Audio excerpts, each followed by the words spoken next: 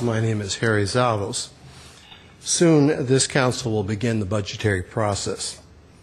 The city has made it clear that as part of that process, it intends to transfer from electrical fees approximately $21 million of GWP receipts to pay for general appropriations, to pay for parks, fire, libraries, and the like. It also claims that this transfer is authorized by the city charter. By reference to the charter's actual language, I've repeatedly shown that the only authorized transfer of GWP monies for other than GWP uses is restricted to the General Reserve Fund. This distinct charter-established fund does not exist to pay for general appropriations. Slide, Artie. More to the point.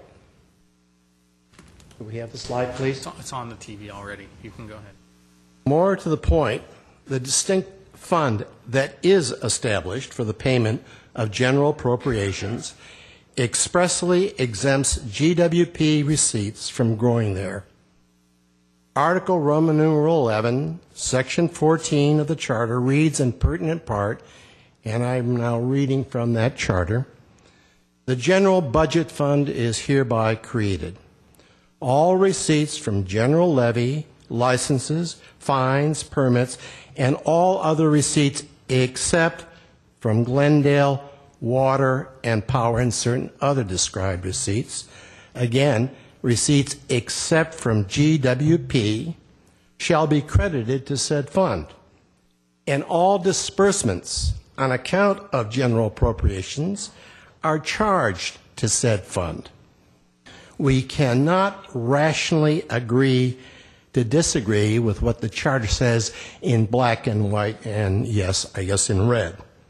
And what the charter says is that GWP identified receipts are excluded from going to the fund that pays for general appropriations. It's also undisputed that in defiance and in direct contradiction of this charter provision, the city's practice is to transfer approximately $21 million of GWP receipts to pay for general appropriations, the very thing Article 11, Section 14 precludes. And it's further the city's position that the charter authorizes this practice. When I put the city's practice and position up against this charter provision, I feel I've stepped into an Alice in Wonderland world.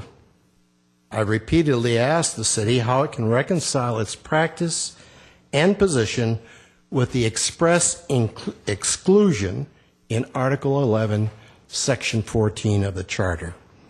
No satisfactory answer has been forthcoming. Ratepayers deserve an answer. Maybe tonight we'll get it. Artie, end of slide. The need for an answer is intensified by the fact that we are told that critically needed capital improvements, critically needed repairs and replacements for the utility are being deferred because without a rate increase, there is no money for them. At the same time, $21 million of GWP receipts that can be used for those improvements is being transferred in violation of the Charter to pay for general appropriations. Will we be given the answer we deserve? How, in the face of Article 11, Section 14, can the city cannibalize the utility to pay for general appropriations?